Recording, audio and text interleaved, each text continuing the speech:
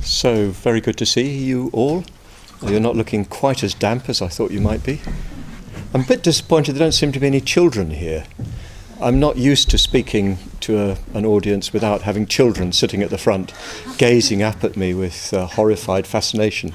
There's a long streak of whiteness in front of them. And I'm a bit disappointed also because when I go to India on next week, 2 weeks' time, I shall be immediately into two events. The first of which will be a meeting with the core team of the National Network of Buddhist Youth, which is the Triratna Youth Wing in India, or one of its manifestations.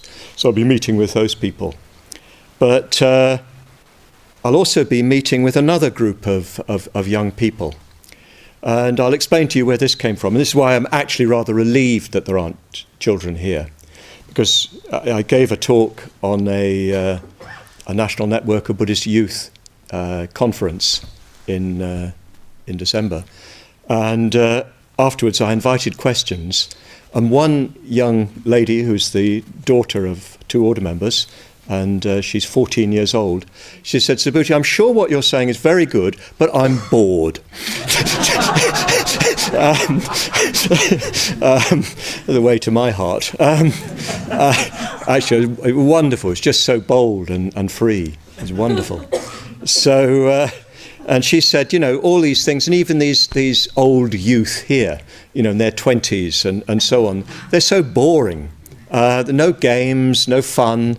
And she said, and she pointed to a little group of other young people, amongst whom were mostly the children of order members.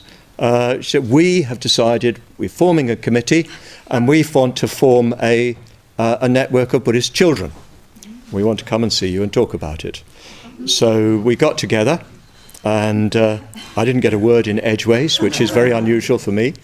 And they told me how boring they found it, and they're sure it was very good. They were quite keen to preserve my feelings, but they found so much that was happening, like meditating for so long and no games. They kept on coming back to no games, and they wanted their own organisation. And they decided, well, first of all, they didn't want it just to be a national network of Buddhist children, because they thought that they wanted to link up with children in other countries as well. But then they decided, one of them wants to be an astronaut, so he decided he didn't want to just confine it to children on this planet. So they formed the Universal Network of Buddhist Children. And we've sent out invitations in all directions. We'll see who comes, but certainly in about 3 weeks' time, I should be meeting with the core team. That's their show. I'm just doing what I'm told. And they want to form this universal network. This is Sayuri. I would like to, if any of you are parents or connected with any of the children here, I wonder if there's something we could do to get a message to the Universal Network of Buddhist Children representatives in England from the Universal Network of Buddhist Children representatives in England. They will be utterly delighted. You cannot imagine how much it will mean to them to think that some children here are aware of them and what they're doing. So, if you can, Akasha Rajas there, you can pass on to your offspring. And I think the qualification is 6, but you can always bend the rules. 6 to 16. No, nobody here. Sorry? They're doing storytelling of the Buddha.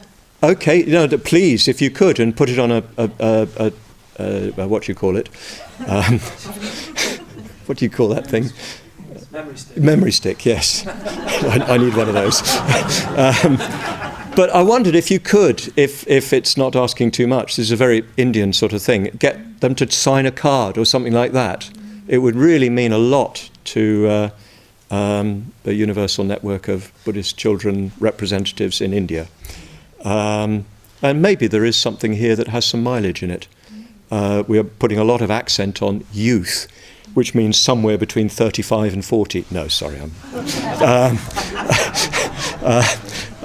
but what about those who are under 16? And where there's a lot that we could be done at that level and with those people. And if we don't get to them, others will. And you've seen what's happening in India. The right-wing Hindu nationalists are now in power, and that will give a big boost to their cultural movement. So there will be out for Buddhist children. Yeah? So we need to get, opportunities for Buddhist children. Anyway, I don't think that's what I'm supposed to be talking about. Actually, I was just trying to turn the speaker on. Oh, when I'm talking, nobody needs a loudspeaker, do they? I've never had any need for a loudspeaker. In fact, in India, they always insist on having a loudspeaker on, even though there are only 3 people in front of you, which means that nobody can hear. But my topic that I've been given by my controller, Amalavajra, is on giving, and I chose to call it the ecstasy of giving. I chose that subject, that title, because I wanted to try to come at what giving is from a slightly different point of view. I was immediately thinking of so many examples of giving that have really touched me or moved me. For instance, recently, an Order-Get member gave me quite a lot of money for my work in India. And after he'd given me that money, he wrote to me and said, if there's anything else you want money for, please let me know. He said, I so much enjoyed giving that amount to you that I want to carry on. So I think that's what, he expressed it in very mild English sort of terms, but there's a sort of ecstasy, a going out of yourself in the act of giving that is intensely pleasurable. I was thinking of Dada Rinpoche in the last days of his life. Suvadra writes about that he knew he was dying, he knew he didn't have long to live. And he took all the money out of the household account, the labrang, which means not just his own personal money, but all the money out of the account. And he just gave it away. He would give to every beggar who asked. He went to Nepal, to Kathmandu, and circumambulated the Swayambhu Nath stupa, just giving money away. Everybody who needed money, he'd give. Thousands of lakhs of rupees, I think, thousands of pounds. Yes, it seems as if he was in a sort of very, very exalted state where he just felt he should give everything away, give everything up. And again, I remember Bhante, speaking to Bhante several years ago, actually, and he was asking me to take on a certain responsibility in relation to his the organisational side of his life. And he said that he decided he didn't want anything in his name. He wanted to give everything away. He didn't want to have anything. He felt that at this stage in his life, he just wanted to give it all away.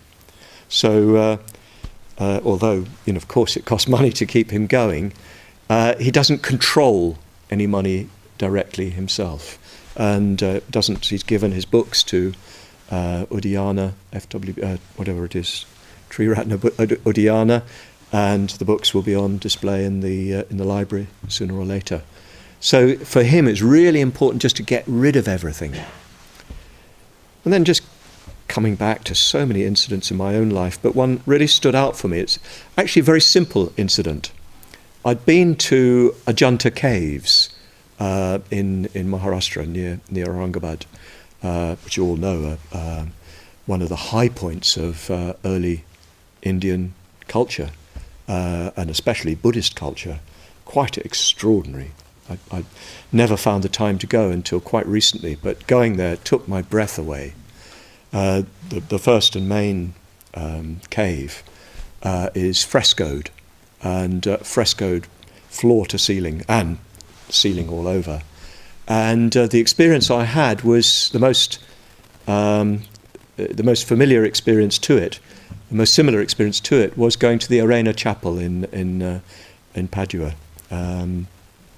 where Giotto frescoed an entire chapel, a large chapel. Every detail of the walls and ceiling is frescoed. And it's of a similar quality, actually, similar naturalistic quality. The colours are much more faded, although they're fading in the Arena Chapel, but they're really faded in Ajanta. Extremely beautiful. All, of course, done through the generosity of the rulers, who would give the money to have the caves cut, pay the painters and so on. But that's not what I want to tell you about. I was pretty exalted seeing all that. Just you get a glimpse of what a real Buddhist culture, a real Buddhist civilization would be, where they say 300 or 400 monks, perhaps nuns, would have lived there. It was a sort of study centre, and most of the mudras are in a teaching. Most of the Buddhas are in teaching mudra. But yes, you get this glimpse of a culture which is underlain by dana. And I was deeply inspired by the whole experience. And coming away, I sat on the bus that takes you to the car park, because they keep cars as far away from it as possible because it's deteriorating. And I was sitting on the bus, and as it happens, a Muslim man got on the bus with some stones which are broken in half, and inside there's crystals, wonderful crystals, which is a common feature of that area. And he was selling these. And I said to him, first of all, when he came up to me, I said, Salam alaikum, which is a traditional Muslim greeting. I can say it because it simply means peace be with you. He was bowled over by that, that a white tourist addressed him in that way. And then after a while, I bought some of these crystals, and he gave them to me very cheaply because I'd said Salam alaikum. And I noticed there was a Muslim couple sitting opposite, young couple. The woman was in a full hijab and a long black half burqa, I think they call it. And they were sort of interested in what was going on. There's tremendous tension around the different communities in India. It's going to get much worse as well. Yeah, and he was sort of looking while I was looking. So I just gave them to him to have a look, and then I said, "No, you keep." And I saw his face just light up with delight, and I felt ecstatic. Just a very simple, spontaneous act which cost me nothing. But a strong, generous impulse, for which I don't see much credit to me, if you see what I mean. It wasn't like that, but what pleasure it gave me. Intense pleasure. And I was sort of floating all the way back to Aurangabad in a very bumpy jeep. Just feeling the sort of afterglow of that very simple human contact through an act of very simple generosity. And that sort of made me... I've noticed this sort of thing before, but it was the sheer simplicity of the act, and the fact that it was entirely spontaneous, cost me nothing, and that it created a human connection across a barrier that really moved me, and that made me think of giving not as a practice in a sense, but as a sort of ecstasy, something that takes you out of yourself. Ecstasy literally means standing outside. So it makes you stand outside yourself and move into the life of the other, or those to whom you've given. So I want to try and draw this out in these talks. Just a little bit more about that, because India is very, very instructive about giving. People look at it in a quite different way. For instance, anybody who's been to India will know about Indian hospitality, that if you're invited into an Indian house, you get treated like a god. And there is a saying that a guest is a god. Although I have heard it said the guest is a god the first day, second day, wearing a little thin, third. Anyway, let's not be cynical. But you're treated like a god. Everything you want is given to you. And being English, taught that the first word I spoke when I came out of my mother's womb was sorry, and the second was thank you. This sort of compulsion to thank, which many other cultures don't have. Like in Finland, they don't say please or thank you, they say salt. And, to me it sounds sort of rude, but it's just they don't have all that rather exaggerated fussiness around it. But in India, if you thank people, they feel uncomfortable. And they will often say something like, it's my duty. And of course we have bad associations with duty, but for them duty is simply what they want to do in fulfillment of something that's really important to them. I could give a whole talk on duty. I think it's a very important concept, but we won't do that now. So what you see when you go to people's houses is how much pleasure your being their guest gives them. They delight in it. They love it. Yes, and they will stint nothing for you. I've been to very poor people's houses, and quite embarrassing because they will give what they won't have themselves. But you can't say no, because you can see how much delight, how much pleasure it gives. They feel the ecstasy of giving. And if people respond to you, if you give a talk and people appreciate what you've said, they will come forward and give. Often very small sums of money. If they don't have much, they'll give their paisa, their 1 or 2 or 5 or 10 rupees. Nowadays, people are a bit wealthier. But they just want to give. That's their natural response in that sort of situation. So you see giving as a kind of ecstasy, as a sort of stepping outside oneself. And it's this that I really want to focus on, because I'm sure you're all aware that in Buddhist tradition, dana is probably stressed more than anything else. Dana is the fundamental Buddhist virtue. It's even sometimes presented as the first step in the, threefold way, which becomes a fourfold way, or sometimes it's a threefold way where you get dana, shila, samadhi, sometimes dana, shila, prajna. But dana is seen as the fundamental Buddhist virtue. It's where you put your feet on the path, on the ladder, you might say, the first step that you take. So fundamental is it that it's found universally in Buddhist tradition as the fundamental act. So I want to try to explore this, why it is considered so important. Of course, I've already given my answer away. It's because it's ecstatic. That's why it's important.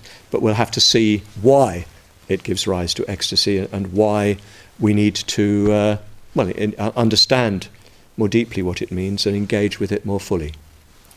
So I'm going to speak for a while until I can get myself to stop. As everybody knows, Subhuti can't shut his mouth when it's open. And then I'll give some time for questions, and it may be that there's some time for you to discuss what I've said in groups, and that maybe can inform what I talk about tomorrow. But we'll see how it goes. So, yes, the ecstasy of giving. Why is giving ecstatic? I'm going to start to explore this by setting out a sort of understanding of the situation of giving, the circumstances of giving, in kind of metaphysical terms, you could almost say, or in psycho-metaphysical terms. I'm going to try to examine who we are and what the situation is that we find ourselves in. And hopefully from that I'll be able to unpack why giving is ecstatic. So we're here. we're all sitting here. We're awake, we're aware, and we're taking in information from the world around us. We're mixing that information with information coming from within, if you like, from memory and reflection and perhaps deeper patterns within us to form this synthesized experience of this situation, this world that we experience ourselves in. You out there, from your point of view, me out here, if you see what I mean. And then internally, feelings, thoughts, sort of deep underlying patterns that we can't quite see, all of which coalesce in this situation, which is, of course, shared by us all together, but at the same time is particular to each and every one of us, but which each and every one of us is in our own way involved in.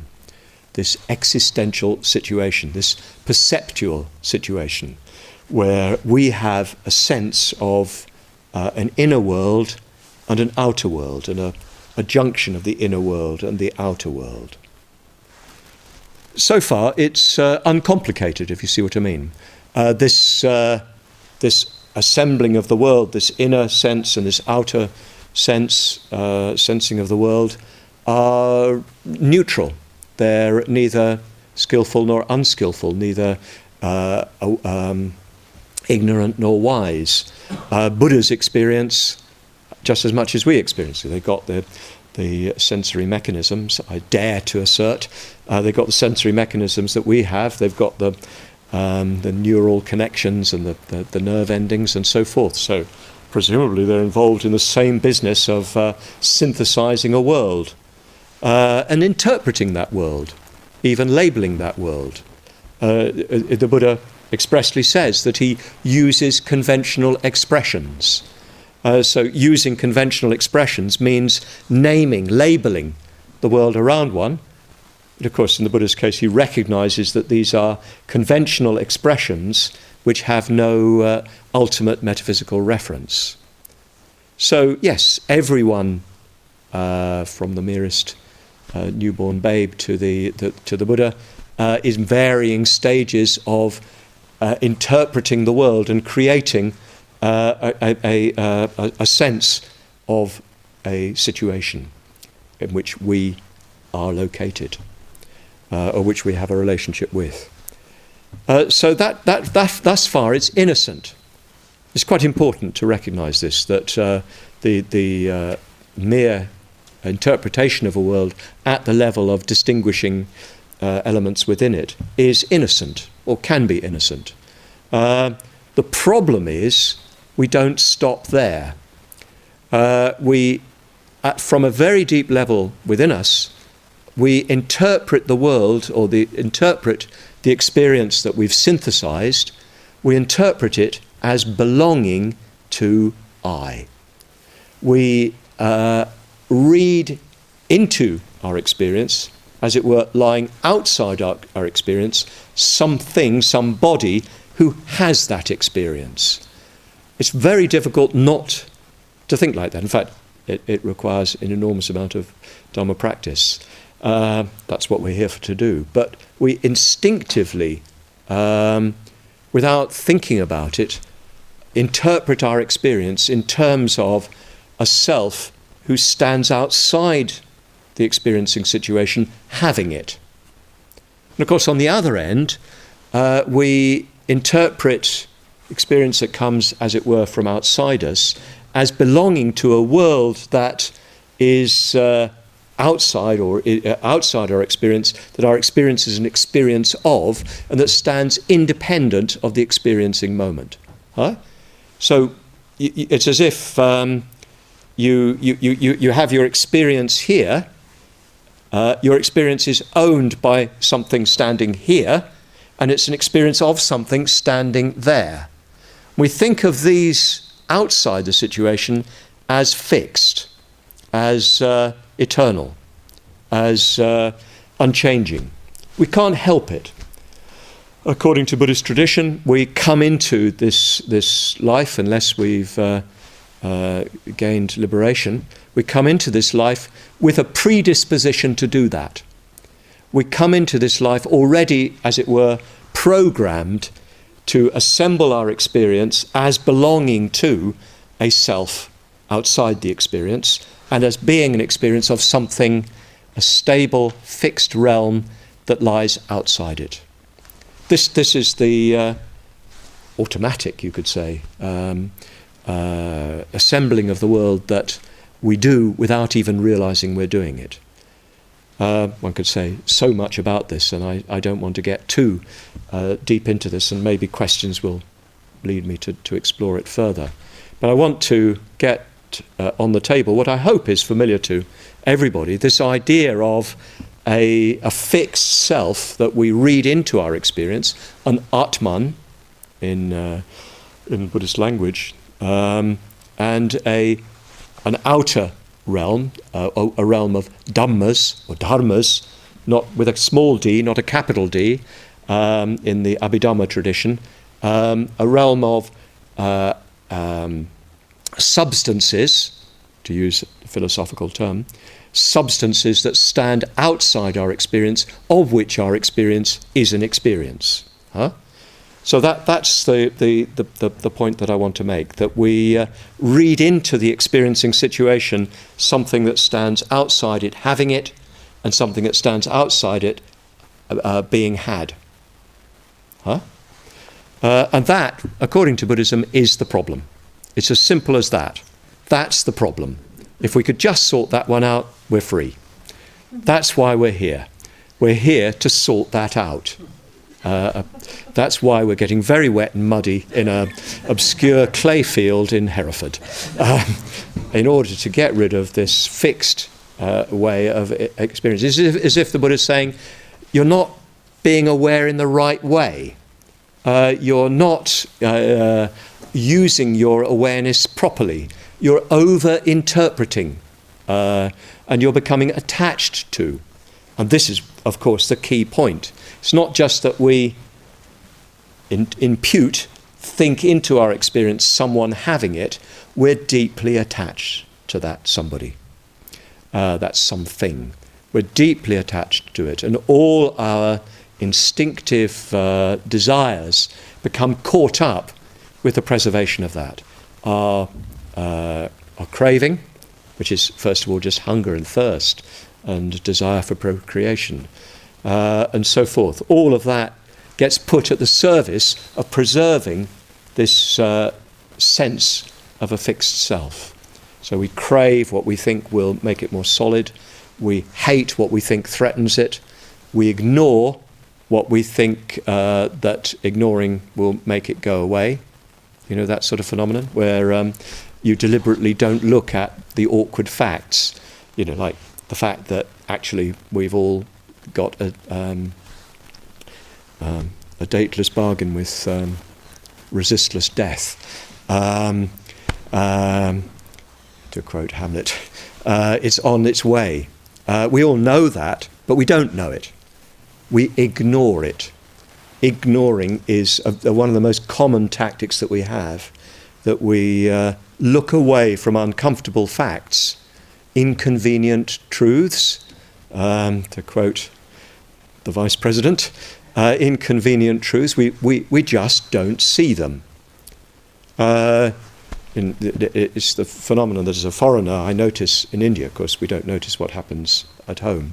But in India, what you notice is that the railway station phenomenon, which I still can't get used to, where you've got people who are wealthy, well-to-do, well-fed, standing next to people who are crippled, destitute, in tattered clothes, and so forth. They don't seem to see. And of course, I can see that because it's not my culture, but we're doing the same. And actually, we all live next to people in appalling poverty because we occupy the same world. But we have a mechanism, an inbuilt mechanism, to protect our sense of ourselves by looking away from what is inconvenient. So these instincts, these ordinary animal instincts, get mixed up with our sense of an independent self, and they're put at its service. They're manipulated, so to speak, by it, or even they manipulate it, and they lead us to crave and do all the unskillful things that often follow from that. They lead us to hate, etc., etc. So this is the situation within which we're giving. But I want to say a little bit more about it. We often speak about the ego or the self and self-clinging. And even that language builds up in us a subtle sense that there is something that we're clinging to, even if it doesn't exist, so to speak. But actually, that's not what the issue is. In Buddhist tradition, this is spoken of very clearly as the ahankara.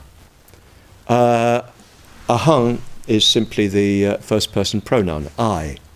Kara, even in modern Indian languages, is related to the verb to do or to make. Karma, indeed, comes from this root. So the ahankara is that which makes I. It's the I maker. This is what the real issue is. It's this drive, this instinctive urge to find identity. This constant quest to create an identity for ourselves. It's very deep, it's very metaphysical, as it were. It's connected with notions of I, but it's actually much more immediate. It's, to an extent, connected with everything that we do. Through what we do, we try to create an identity. Unfortunately, the effort is doomed. That's why it's so painful. Because you cannot create a stable identity. You know why? Because everything's impermanent. So anything that you build your identity on will be threatened. So we're constantly, instinctively struggling to find an identity. A lot of the time we've got everything sorted out, so we kind of don't notice that struggle. You're most likely to notice it when you run into difficulties. I was speaking about this the other day at the LBC, and I mentioned my experience in early adolescence, and actually quite a bit after that, of parties. I was an extremely shy youth. You wouldn't think it now, would you? But maybe you would. I was extremely shy youth and awkward and uncertain of myself, at the same time as being extremely confident and determined. Very complex mixture. I wouldn't wish it on anybody. But I remember going to parties and I just didn't know how to relate to people. I just didn't get parties, not having the right kind of extroversion. I just couldn't work out how to be in a party. And I used to find them excruciating. And I'd sort of notice myself trying to put on a certain sort of persona, a certain kind of identity, in order to try and get rid of my discomfort, trying to sort out a sort of who I was that would make me able to negotiate this excruciating situation, which I never really saw the point of. In the end, the only thing to do is get smashed in one way or another. Then you forget about it all. You're lying on your back. But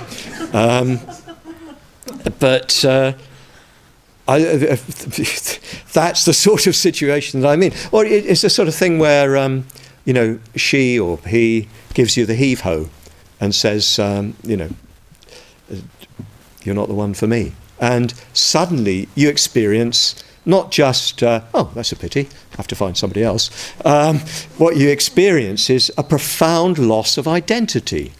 And you can even sort of find yourself wandering around in a sort of daze, not sure how to relate to people, because a key building block of who you are has been taken away, or who you thought you were has been taken away. And it's probably people are the strongest source of identity that we get. But we're doing it in so many ways. We're creating and recreating and recreating an identity for ourselves, moment by moment, situation by situation. I get so much from reading that great neurologist and writer Oliver Sacks, one of my favourite authors. Very, very beautiful writer. He's English, but he works in America now. And he writes about neurological damage, brain damage, and damage to the nerve system in various ways, and what that reveals, not just about the patient, as it were, but about us. It reveals what we manage to do smoothly and comfortably that they're not managing to do, which creates enormous sort of disturbance. One of the most powerful and disturbing stories, I've mentioned many times, but I'm going to do it again, is a story about the confabulator. The confabulator has drunk so much, one who makes stories up, a fable. So that the confabulator has drunk too much and rotted some neural pathways. So all he's got is 5 minutes of memory connected with the present, and then 30 years ago. So there's 30-year gap between his present memory, which is, don't forget, all the time fading, moment by moment. That 5 minutes is moving along behind him like his shadow, and what was there before is going. And then there's 30 years ago when he was a young man in the Navy, in the US Navy. And he tells the story very, very movingly, with considerable sympathy. That's what I really like about his writing. It's very, very interesting and quite witty, but also extremely compassionate and sympathetic, and never laughing at people. He talks of this person constantly struggling to create a story that explains his present experience, which for him is absolutely dovetailed with 30 years ago. Do you see what I mean? It's not there's a gap between the two. They're completely merged. So for him, he suddenly finds himself here, and he's got a memory of being somewhere else 5 minutes ago, as it were. So what he does, the way he deals with it, is by telling a story. He's constantly explaining, the neurologist in front of him, Oliver Sacks says it's quite hard to bear, because he's constantly telling him who he is. Oh, you must be the chaplain, and you must have come here, to sign my release papers. Or he's constantly got a story, and then he's forgotten that, and he's got to tell another story. We're constantly telling a story about who he is and what the situation he is in. And he said it was extremely distressing to see it, and to see the distress that was behind it, as it were. And of course, the lesson is, that's what we're all doing. We're all the time, of course, we've got much more and better information to explain what's going on, but we're all the time explaining what's going on to ourselves and to other people. We're constantly recreating and recreating our identity. And, we shouldn't think of this as something bad, as it were. It's something that we naturally do. So one of the most moving parts of this was that Oliver Sacks describes seeing this man in chapel. He was a Catholic, so he was going to chapel and receiving communion. And he said that was the only time when he dropped the story. He was at peace. And he mentions this of a number of other cases of a similar kind, where people, when they're listening to music or when they're gardening in the midst of nature, they drop the stories. They're at peace. But I want to pursue this, not in a way, it's a bit salutary, isn't it? This sort of glimpse of what we naturally do. I want to pursue it a little further. Sometimes ahankara, the word ahankara, is used in conjunction with or is replaced by another Pali word, which is mamankara. Mamang is the dative case of the first person pronoun. In other words, it means mine, effectively. Not quite straightforwardly, but that's what it amounts to. It means to me, belonging to me. So the mamankara is that in me that seeks to make me, make something mine, that seeks to not merely solidify an identity or identify an identity, as it were, within me, but seeks to identify with things in the world around me. It seeks to build a construction of I out there, my this, my that, my bank account, my house, my husband, wife, boyfriend, girlfriend, child, whatever, my. So it seeks to build a sort of a surrounding of self. I spoke of it recently as a carapace of self, a sort of a structure of self in the world around us that validates us. So it's this deep instinct, both to create and recreate an identity, instinctive, below the level of conscious of consciousness, below the level of what we can be easily aware of, going on underneath the surface, constantly recreating a sense of self, a view of self, satkaya drishti. It's interesting, satkaya, true body, so a sort of a true inner body of self. And constantly, it's a movement, it's a desire, it's an urge. It's not a thing.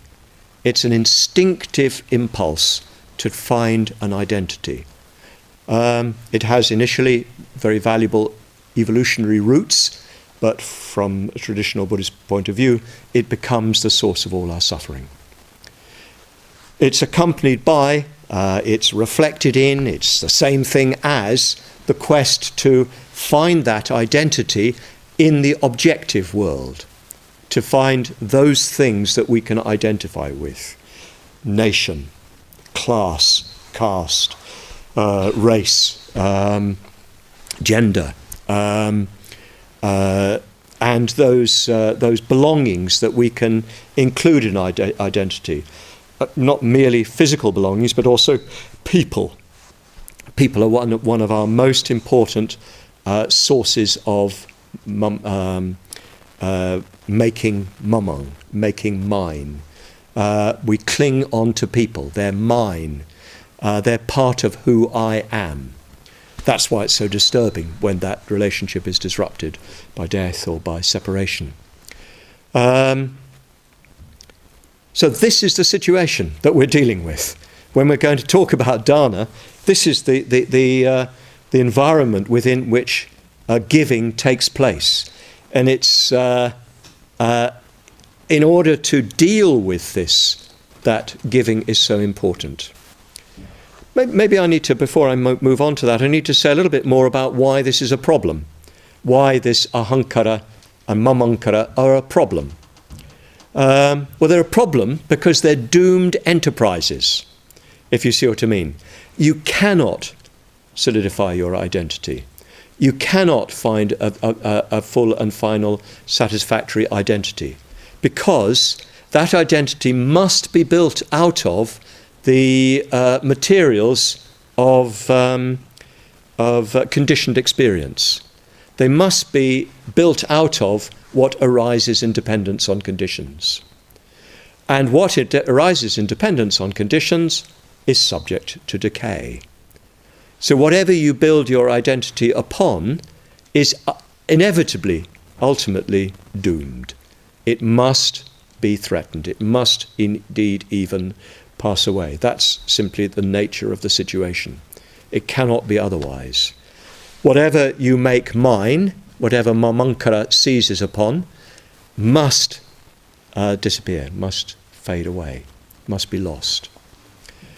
So that means that the ahankara and the mamankara are associated deeply with pain. They're associated deeply with suffering. They are the basic cause of suffering on the deeper levels of things. It's because we cling on to a fixed identity that we constantly bump up against impermanence and insubstantiality, and we suffer. Because we cling on to the mamankara, or rather the mamankara clings on to objects as a source of identity, that we suffer because those things fall apart. Things fall apart. The centre cannot hold. Things just won't stay still. I've had many in my time as an order member, had many a person come to me whose life has fallen apart, whose beautiful life with everything perfect has suddenly fallen apart. It can happen. It may not happen, except in the last and final sense, but it happens so frequently, so commonly.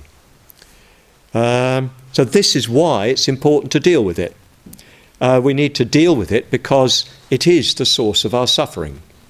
We need to deal with it also because it prevents us from experiencing real happiness and joy.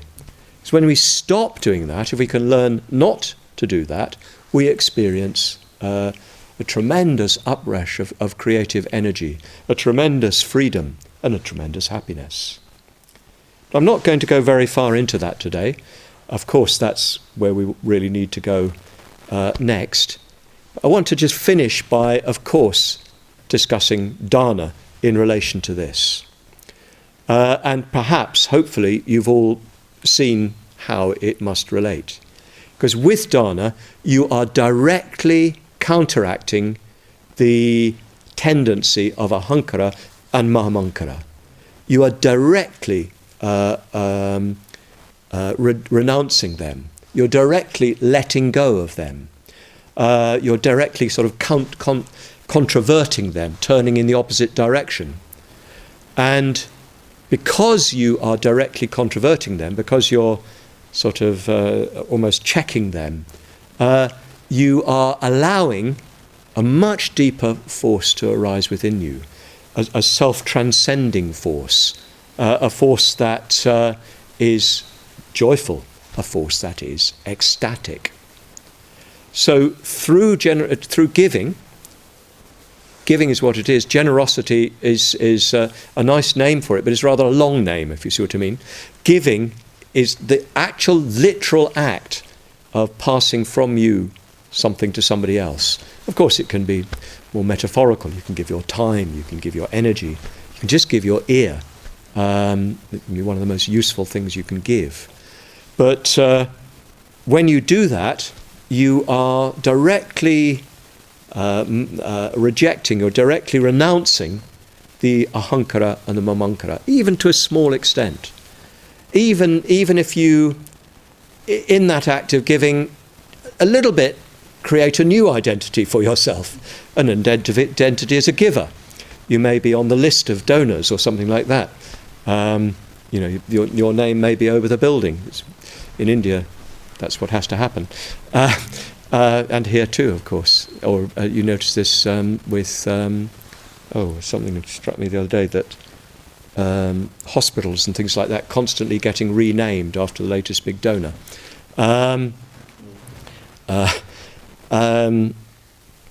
But even then, even if there is sort of in that act of transcending the ahankara and the mamankara, even if there is a sort of new identity, it's an identity on another level. It's an identity as a giver.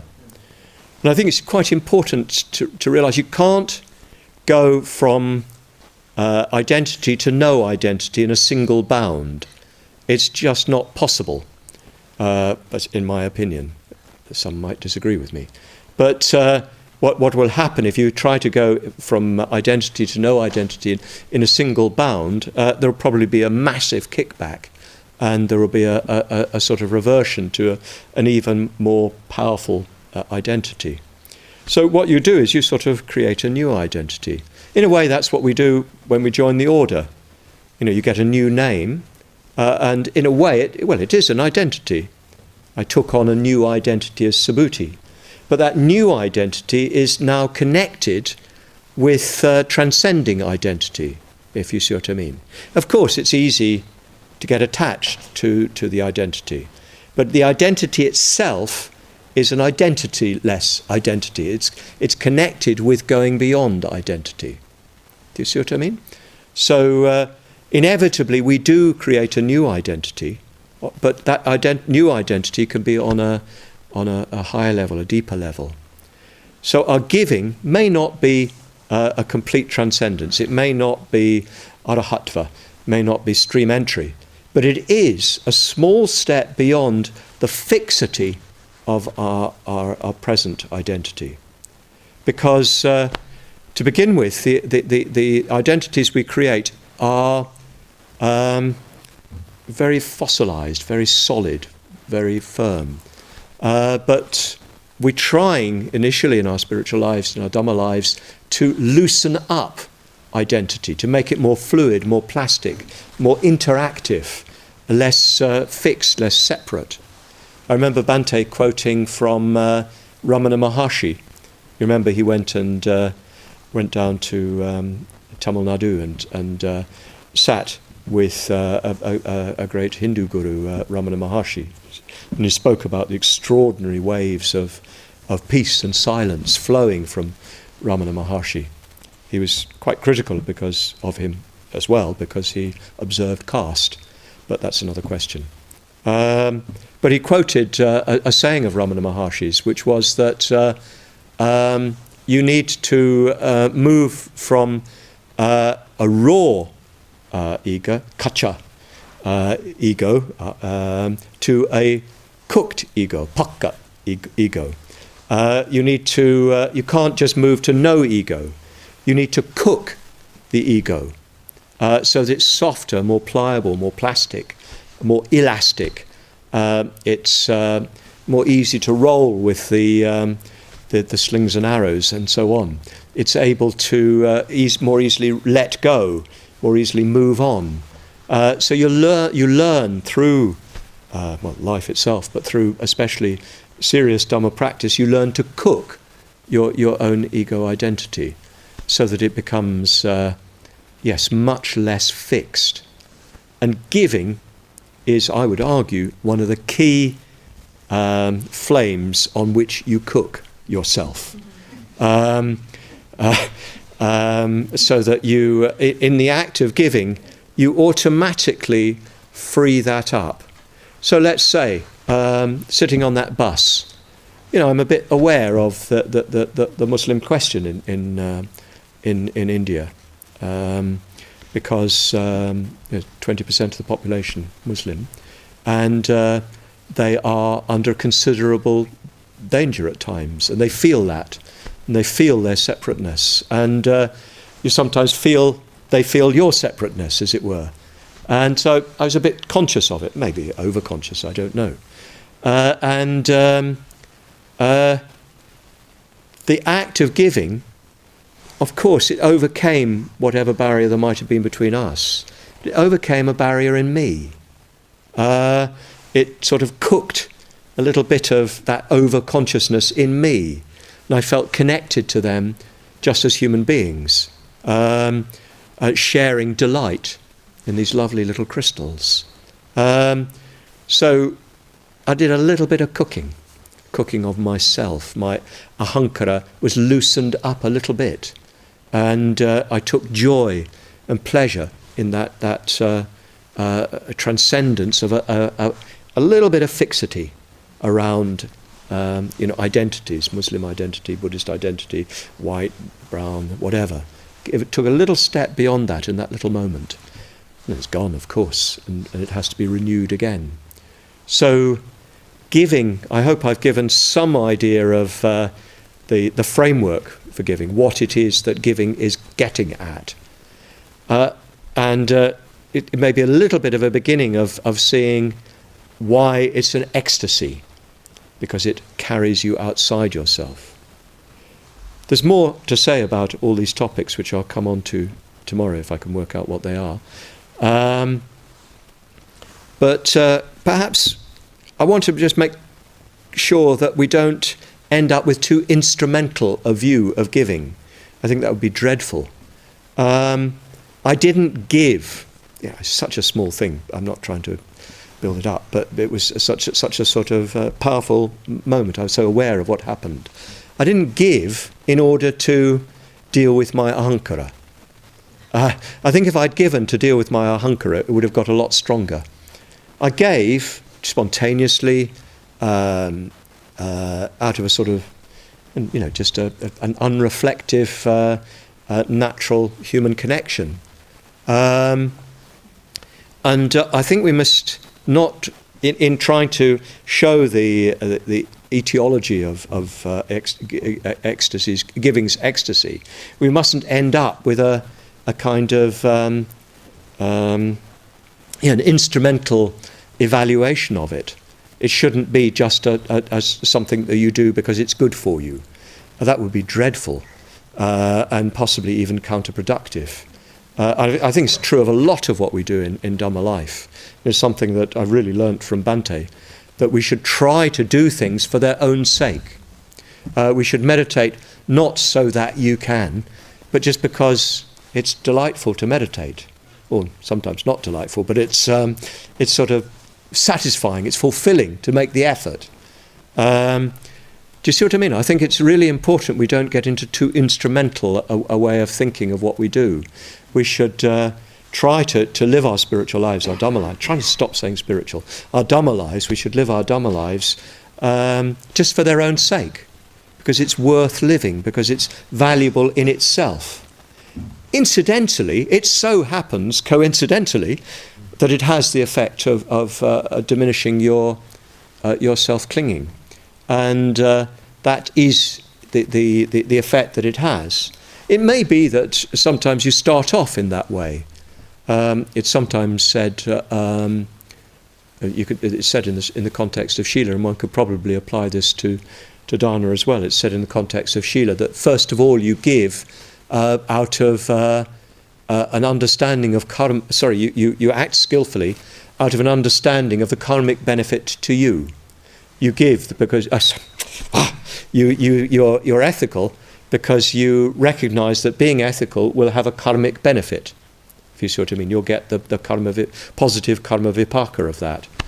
But then you begin to give because you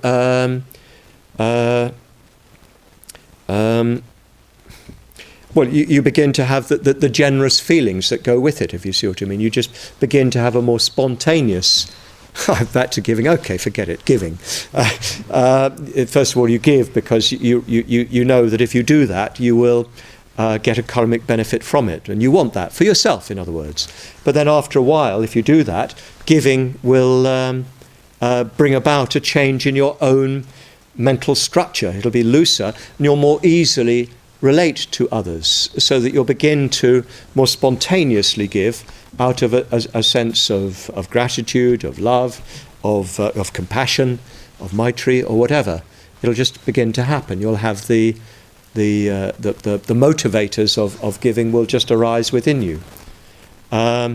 Finally, you give, of course, at the highest stage without any thought of giving, because you don't think of yourself as having something to give to anybody else.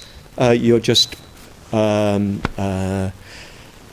of the whole field of beings, and you're simply naturally giving yourself where giving is needed in the way that it's needed, without any sense of giving. You don't feel you've given. So you see what I mean? There's a sort of hierarchy of giving, you could say. I didn't rehearse this, so I haven't got it very clear in my mind. But the sort of lowest level is where it is instrumental. You've decided that you need to weaken your self-attachment. You need to weaken your meanness and clinging. So you deliberately give. That's okay. But we should be, as soon as possible, beginning to sort of experience giving more as something completely spontaneous and natural, arising out of mundane, but naturally arising responsiveness to need, to value, to love, and so on. And finally, ultimately, our giving should simply be an expression of the fact that we don't see that we are separate, there's nothing fixed about us. So that'll probably do for today, and let's see if there's anything that I've said that's confusing or that needs amplification, and tomorrow we'll see where we go. I've no idea at this point. So anything that anybody wants to follow up with me? Tidy up, clear up. What do you do about possessing a body? That's like a really tricky relinquish ourselves from mentally. Sorry, that to relinquish ourselves from the sense of possessing a self and always looking at this image in the mirror. Yes. Well, there's a lot to be said about that, and of course we have specific practices that are directed to dealing with that. The six-element practice, where you recognise that your body is in no sense yours, because there's nothing in it that is attachable to. It's all evanescent. It's all moving. So that would be the sort of heavy-duty way of dealing with it. But I think that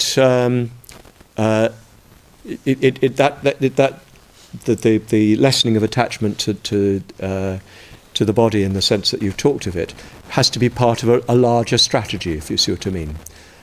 So that it has to be part of entering into a community where you become less self-conscious. We are less a sense of yourself as sort of separate. We are entering into deeper friendship. Do you see what I mean? So that you're less a sense of yourself as a separate body, and you're more and more of a sense of yourself as a part of a larger body, to put it that way.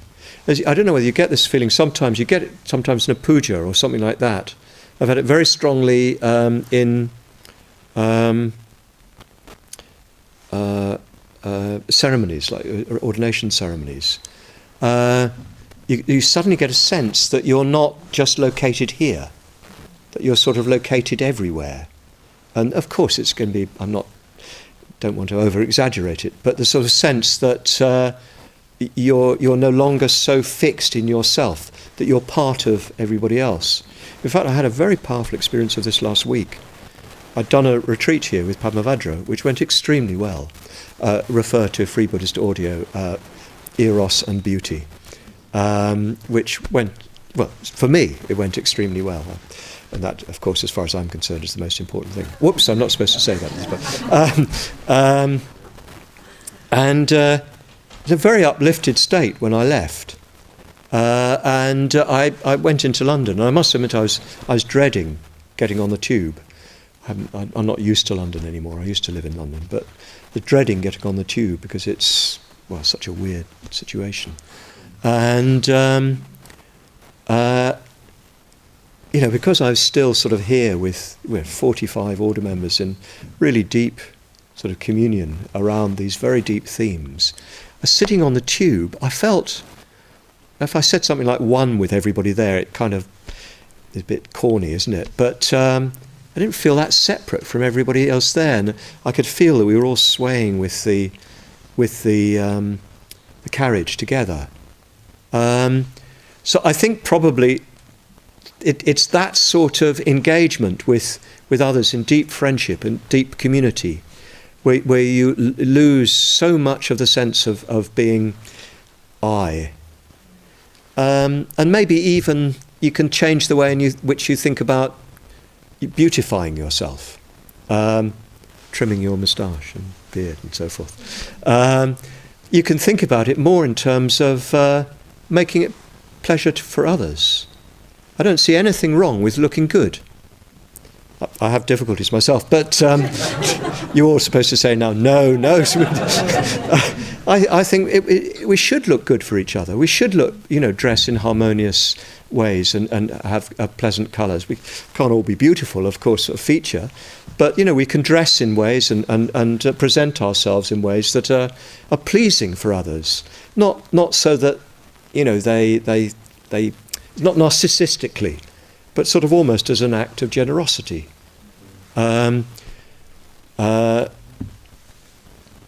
Yeah.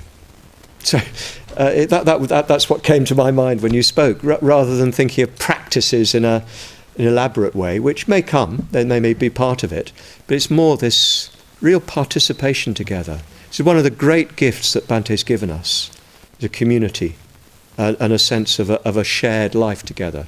And that's why I think it's so wonderful that we're all here together, up to our neck in mud and bullets. I think it's wonderful, and I can already feel something of that atmosphere. People sort of helping and sharing and cooperating with each other, telling their war stories of damp everything, and so on. That's what this sort of event is for. It's so that we can lose our fixity in ourselves, which modern life greatly exaggerates. We're constantly invited to narcissism, to gaze upon ourselves with adoration and a sort of sense of perpetual failure. Because we're presented with images of what we should be like that are impossible.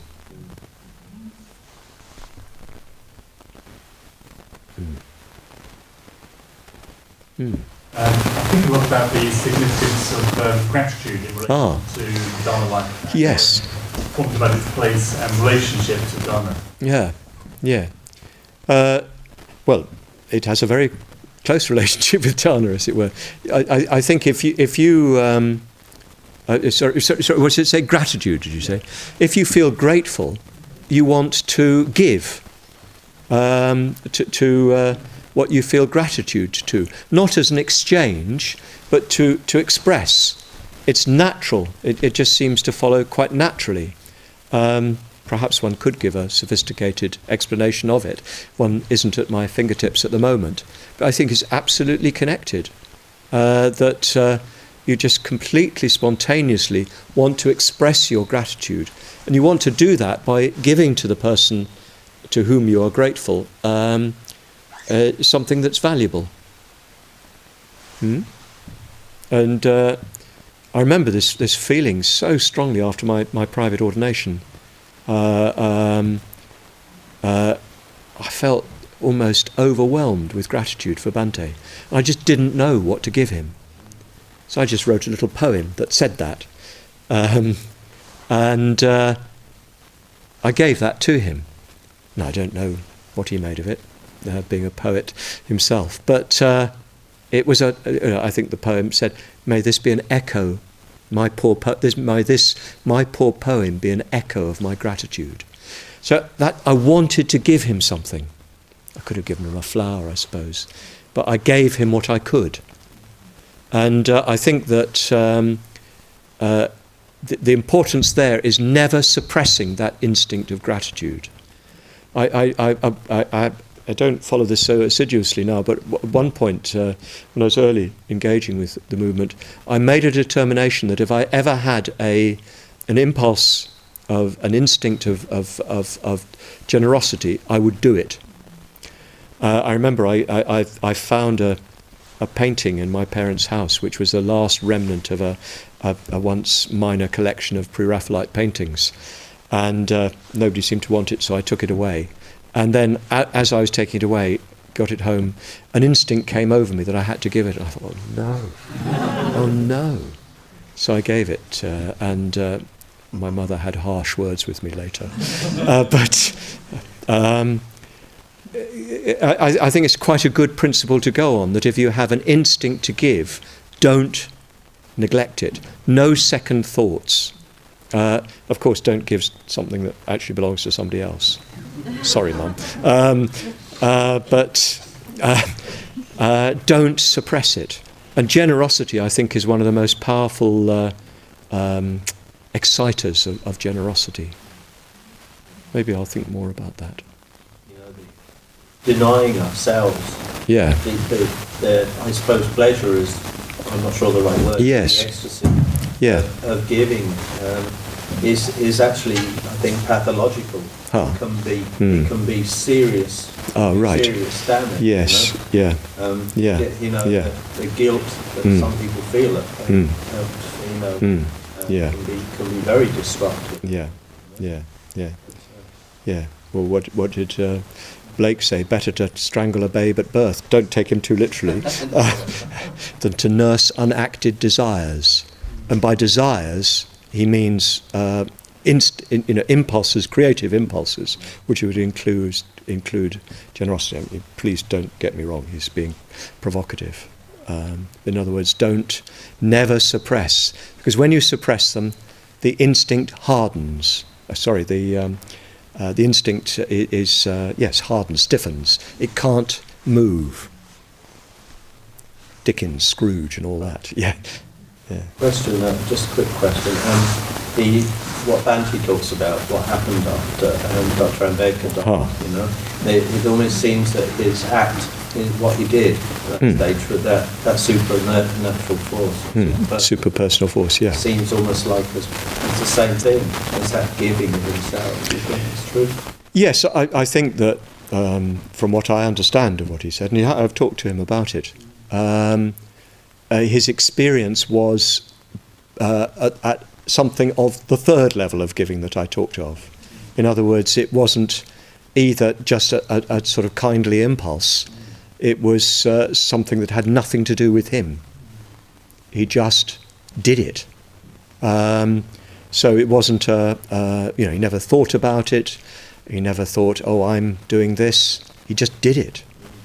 There was a need, he was the right man in the right place at the right time. He just did it, he just responded. And so I think there we're talking about something almost beyond generosity. We're talking about a little, at least to some degree, experience of dana paramita, the perfection of giving. And the perfection of giving is where there's no giver, no gift, and no one given to. There's just a completely spontaneous movement, which is the true ecstasy of giving. Because the ecstasy is the transcendence of all trace of subject-to-object clinging, this ahankara, mamankara. Subhuti, I was wondering, I've come across a fair few people who, where it's not helpful for them to act on any impulse of wanting to give. Yeah. And I certainly have, well, I guess I've, over the years, had various instances of trying out different things myself. I thought maybe you could say something tomorrow, but I think you were saying as a young person you were very confident. Yes, yeah. You obviously started from the point of really knowing your own mind, really placing yourself in the picture. And I guess sometimes when I teach people on retreat, they actually are recreating an identity of being unworthy. Well, I'm sorry to hear that. And obviously one isn't talking about that. Exactly. I guess something about maybe purifying that sense of whatever habits and scars we have and transforming them to generosity. Do you see what I'm getting? I do. I'm not sure I want to go there, if you see what I mean. Because in a way I wonder whether if you have enough confidence in it, it won't transform itself, if you see what I mean. Yeah. Yes. I of course, there's, extreme complexity of psychological conditioning, and I'm not really able to talk much about that. But I think mostly, in a moderately healthy person, I think most of these impulses will sort themselves out. And I've certainly done things out of impulses which were not very conscious, which have backfired on me, but I've learned. So I think if we're not talking about, I don't know how to put it, what is not is much more than a normal sort of degree of lack of confidence and lack of self-knowledge. I think that in the context of a healthy community, that sort of thing does get sorted out. But yes, actually, of course, you do get, now you've got me going. I mean, obviously a suicide bomber thinks he's giving himself, and probably mixed up in that is a mixture of motives, some of which will be thoroughly unhealthy. So maybe there is more to say. I'll think more about that. Yeah. I think that I'll think more about that.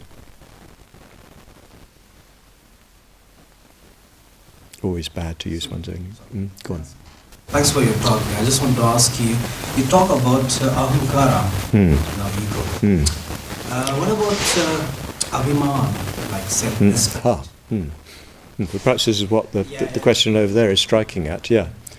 Well,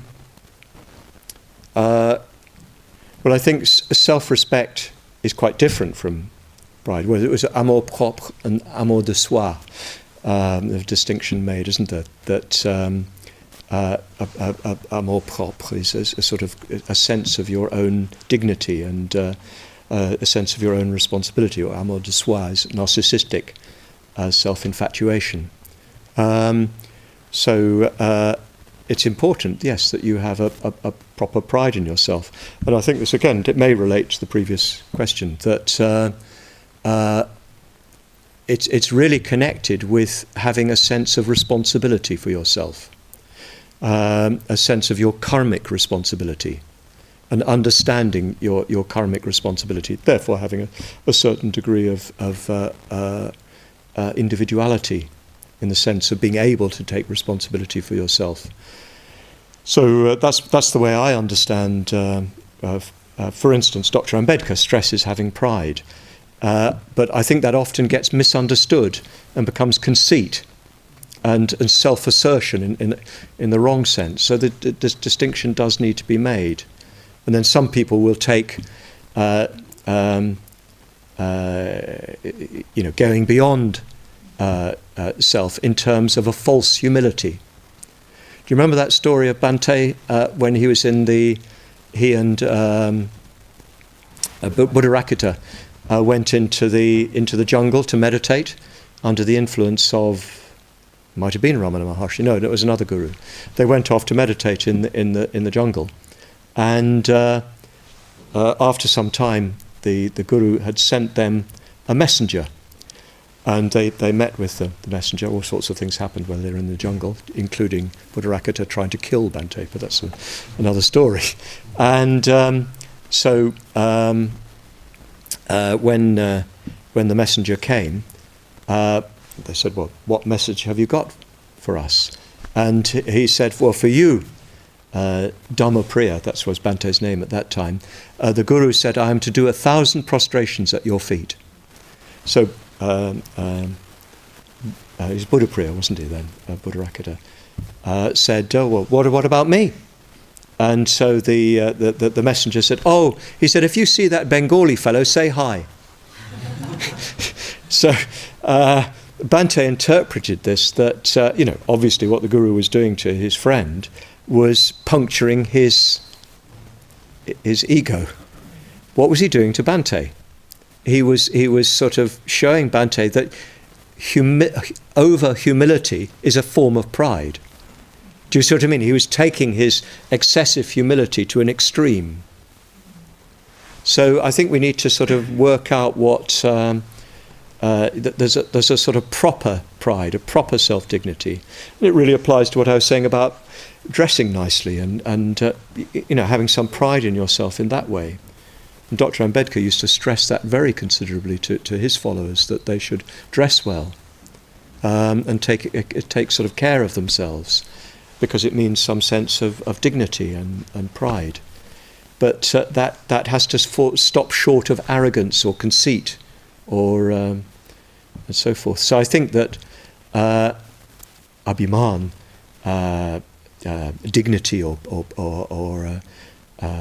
pride or even self-confidence in this sense is completely compatible with the effort to overcome self. And it's maybe this that you're sort of, this is sort of where your question comes from. You need to have that a little bit more firm. Otherwise your work to overcome self-clinging becomes a form of sort of self-abuse and even a kind of inverted pride. Subhuti, I think actually you answered it by saying Phew. something about being part of a healthy community. Ah, yes, Because yeah. Just here on Yeah. the retreat, we all have a work rota, You're right. and that sense of actually really helping each other. Yeah, yeah. finding out, Yeah, are you able to work? yeah, yeah, If you're not able to work, Yeah. it's fine. yeah, yeah, Because the community Yeah. is happy yeah, rather than pushing Yeah. yourself or Yeah. that sort of thing. yeah. Well, I think these things, if there is a healthy community, these things get worked out. They may take quite a long time, and sometimes there may be some sort of specialist help required, as it were. But on the whole, I think these things get worked out in the context of an active community, especially where there are people who are more experienced. I think this is one of Bhante's extraordinary gift to us, a setting where we can help each other to mature.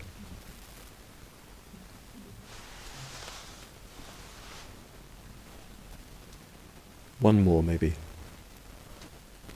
I was just thinking, following up what you said, I think Bhante said something like, in order to really start the spiritual life, one needs to be a happy, healthy human being. And is that connected, do you think, with what you've just been talking about? I suppose so, yes. But the problem is you can't sort of, decide I'm just going to be a happy, healthy human being. Because as a human being, you need a purpose. You need to be contributing. I don't know did you see that book Happiness by Layard, which summed up a lot of more recent economic and psychological work on what creates happiness. Economists, Daniel Kahneman, and Nobel Prize for economics, even though he's a psychologist, is interested in what makes people happy and trying to find ways of measuring an effective nation rather than GDP. Anyway, that Layard lays out a lot of the research, and he points to 7 different factors that are found again and again in research into why people are happy. And some of the most obvious ones are, health and a comfortable, enough material well-being, family relations, friendships around you. But the 2 that I found most interesting that are common indicators of happiness are where people feel that they're part of something bigger than themselves. They feel that they're participating in something that is greater than themselves. And then secondly, that they're contributing, that they're giving. And these, according to him, and I haven't looked into the research, but it's he's a professor of economics, so he must be true, at LSE. It seems well validated that if people have a sense of being part of something larger and of contributing, they feel happier. So if you tell somebody, no, don't you be part of something larger, don't you contribute, you wait until you're a happy, healthy human being, then start. It won't work. And for most of us, we're doing it all at the same time. I think for me, the business of exploring the spiritual life, the Dhamma life, went pari passu, went a step by step with sorting myself out and developing a stronger and healthier sense of self, which, probably went on for many, many years. I mean, even still trying, if you see what I mean. So I think that we mustn't get too hung up on that model. Or maybe it's that the spiritual life doesn't really start until one's a happy, healthy human. It doesn't mean one doesn't try to get there. Yeah. I think Bhante was talking against the background of extreme alienated Buddhism. I caught the tail end of this when I started coming along, where the more zombie-like you were, the more you were considered to be spiritually developed, and the less sort of emotion you showed. And there's quite a lot in the background of Bhante's teaching. I remember him describing once being on a retreat, and everybody was, very, very mindful, and he for some reason strolled round the back of the kitchen, and there were two young men who'd pulled up raspberry canes and were fighting each other with the raspberry canes, and he thought that put everything into perspective. That sort of life and energy was missing. So I think he sort of put a lot of stress on ordinary sort of health and ordinary happiness, and also we're so prone to a view of spiritual life, and here I'm deliberately using spiritual as something separate from the body and from ordinary human enjoyment. We're so accustomed to thinking of that. It's Plato's fault. And it's been reinforced again and again and again, that the sort of separation of spirit and matter in a quite extreme way, so that we identify really being spiritual. This is partly why I don't like to use the term, but can't help it, from just being an ordinary human being. And actually an ordinary human being is the best material. So I think that probably that sort of point he's hyperbolizing. Anyway, enough for today. I'll try and work out where to go. If anybody's got any suggestions, they could pass me a note or have a word in my ear.